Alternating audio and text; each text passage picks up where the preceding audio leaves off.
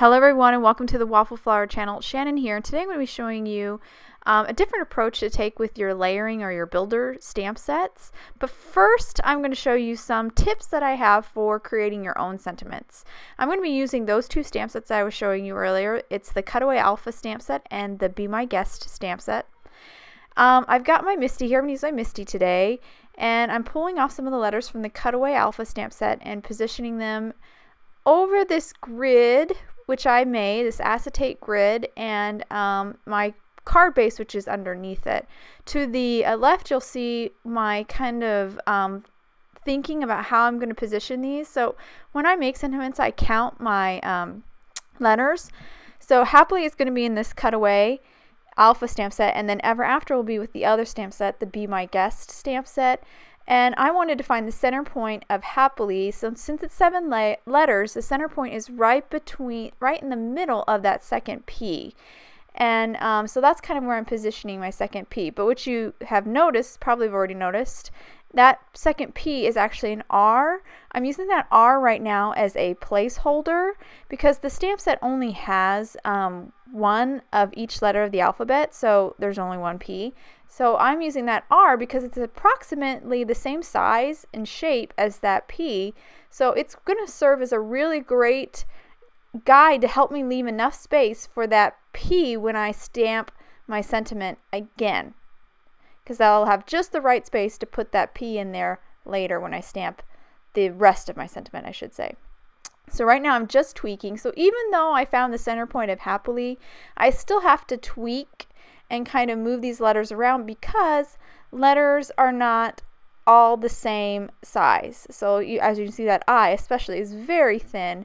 So I'm kind of having to adjust it a little bit, but it's still very helpful to find the center point in your letters just so you have a kind of a guide or a starting point for when you start to position these letters. So now I'm just tweaking. I'm sorry for my head getting in the way, but when you're doing some fine-tuning of positioning, you kind of have to lean over and get really close to make sure everything's just right. So I've basically got that Happily all positioned, and now I'm going to do the Ever After, and I found the center point of that. So I counted the space between Ever and After as a letter basically. So I counted 10 in total, so that's even. So it's going to be, my center point is actually right down the middle. So it's going to be right very near the A and After, because it's going to be between the space, the blank space, and the A and After.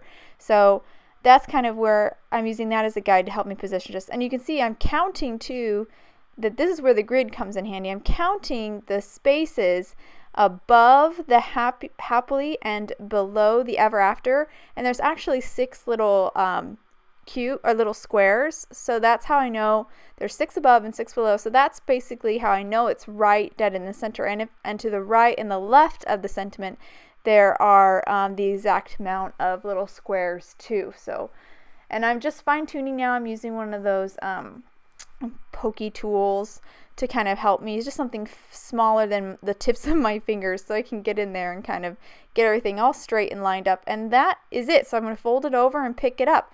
And now I'm going to take out the letters that were my placeholders. So I have an R and I actually have an F in the Ever After because now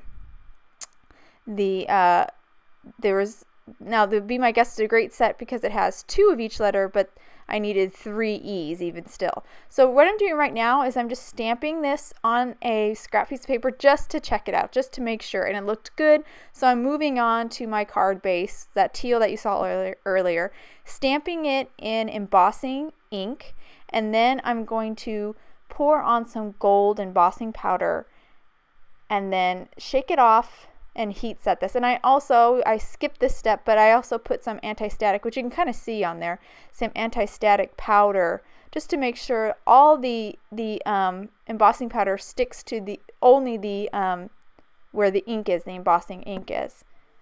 And now I'm just going to heat set it. And so you can see it's kind of hard to read because it's missing some of those letters, but I have a perfect space now for my P and a perfect space left for my E.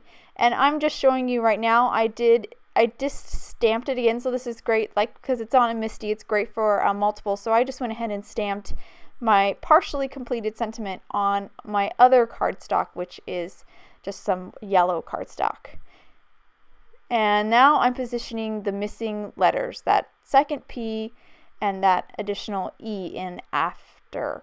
And that's it. That once I get it all fine-tuned here, and I've using my card base also as a guide as well, and I'm using that acetate, that grid acetate again. And I made this acetate grid. I just used some scrap acetate, basically packaging material. I made it 5x7 because that's the size of cards that I make. And then I used the help of like a ruler and my grid board or my grid mat to help me make all the lines. And I drew them on with a permanent marker. I did have to sandwich the side of the acetate that has the permanent marker on there, sorry for my head, with another piece of acetate. I used score tape around the edges and sandwiched the permanent marker together so it's in between two layers of acetate, just to make sure, because that your stamps will pull off that permanent marker off the acetate. So eventually you won't have your grid lines anymore. So that's why I had to do basically 2 layers of acetate,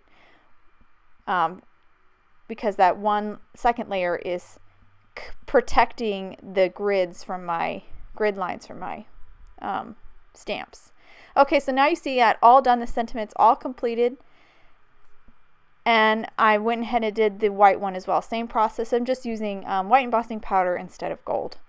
Okay, so now this is the Stitched Roses stamp set, and I apologize, my acetate is backwards here because I no longer, for these stitched stamp sets, I don't store them on the printed acetate that they come with because I like to use that to help me position.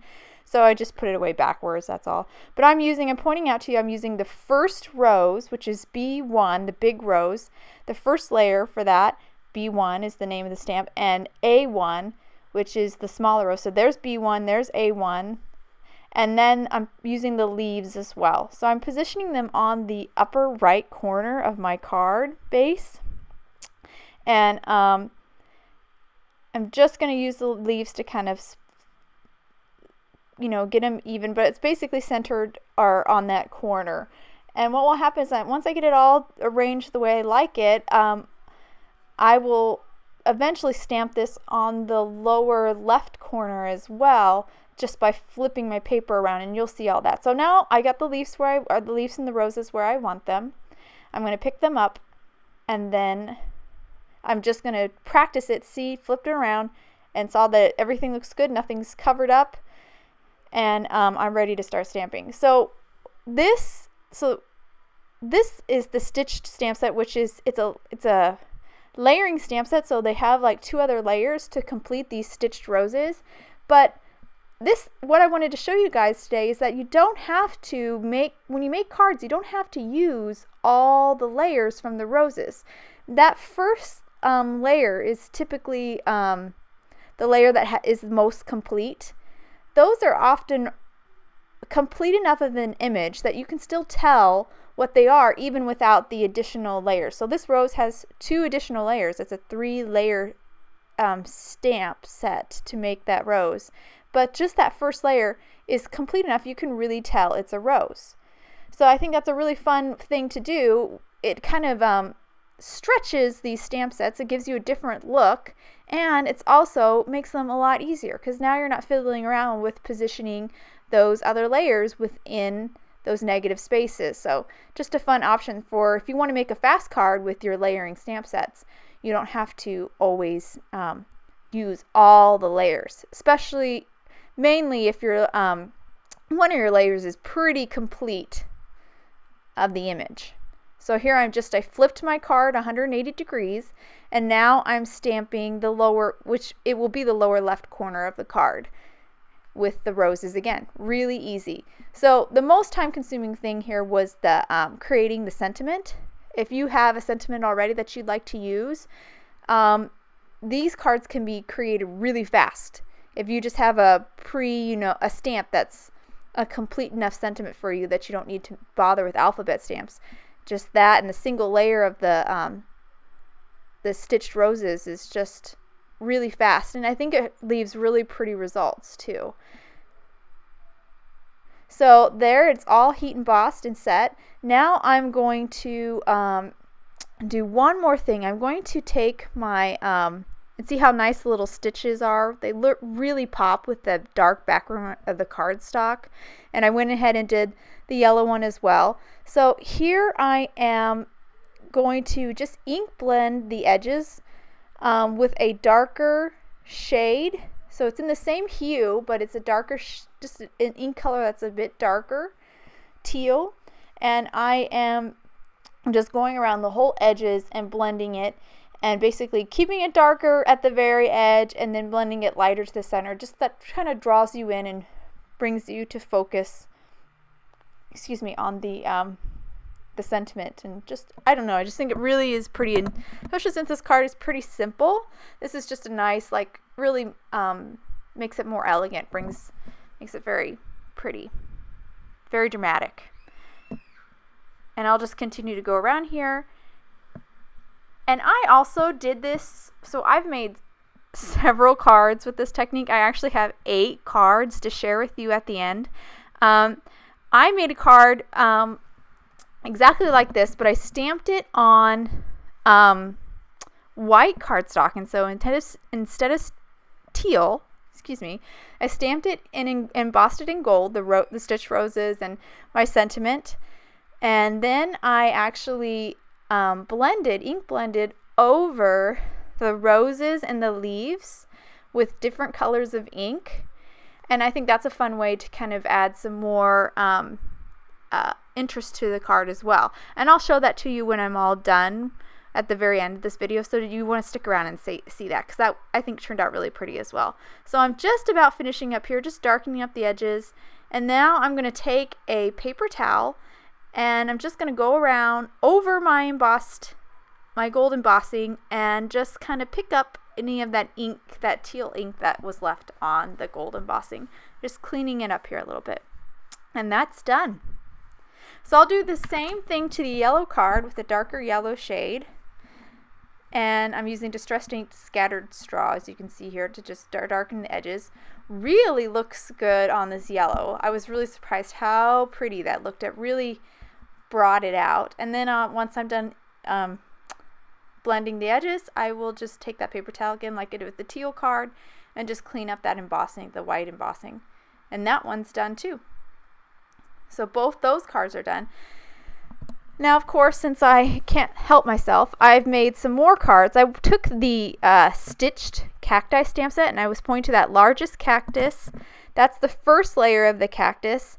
I'm going to stamp him around this sentiment that I made.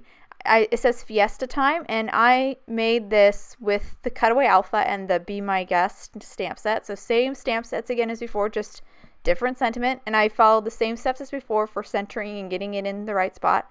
But this time I'm not going to emboss my cactus like I did the roses. I'm going to do some gradation stamping on this. So I've stamped it twice just to make it dark in a green ink, and now I'm taking a darker green ink and partially inking up the bottom portion of the cactus. I love to do this. I've already done this on several stitched cards and in several stitched videos, or I'm sorry, with the stitched stamp sets several times.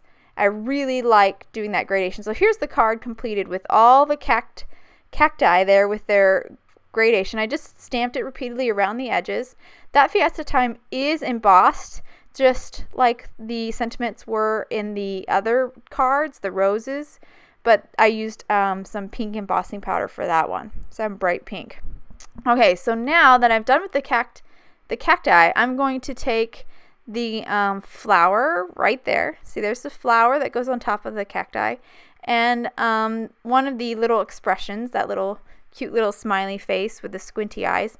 I'm going to stamp that on each one of the cactuses. I'm going to position it down here on this cactus, and then I'll get the eyes and I'll position that as well. And I'm going to stamp these in embossing ink, and then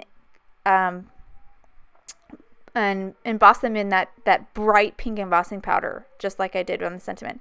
I did put on a little anti-static powder, And this whole card is completely dried before I tried to do any additional embossing, because if those cacti are not completely dry, that embossing powder, that pink embossing powder, is going to stick to them, which would be really bad. So make sure it's really dry. I heat set it to make sure that all that ink from the cacti is dry before I even start to do the additional embossing with the flower and the face. Okay, so that's that. I'm going to repeat that all over. So there, it's all done. And now I'm going to show you one last thing. So this cardstock is really thin. That colored cardstock is probably like 65 pound. So I'm taking my 110 pound white cardstock. I folded it. I made it a little bit smaller than my card base. So it's actually 1/8 of an inch smaller. So normally I make my card bases 7 by 10. So this is 7 by 9 and 7/8. So it just has to be a little bit smaller to make sure it fits inside of that outer cardstock. So, and I'm just using the some tape, some adhesive to make sure it's all stuck on there. And there you go. And that just adds some strength, because otherwise it's pretty flimsy and not very, doesn't seem very quality, you know, just kind of seems kind of flimsy. So here are all the cards that I showed you in the video today, all 3 of them, and here are some more. So this one I stamped all the way around, so I just did both corners. Instead of just 2 corners, I did all 4. Here's that one I was talking about before. So I did the gold, and then I took, I am blended with different colors. Here's another cacti one with just different colors. And here's another cacti one. Same thing, I did the gradation stamping on both those. And here's the last one is another cacti with only embossing. No, is that gold and that pink embossing. And that's it, guys. I hope you enjoyed.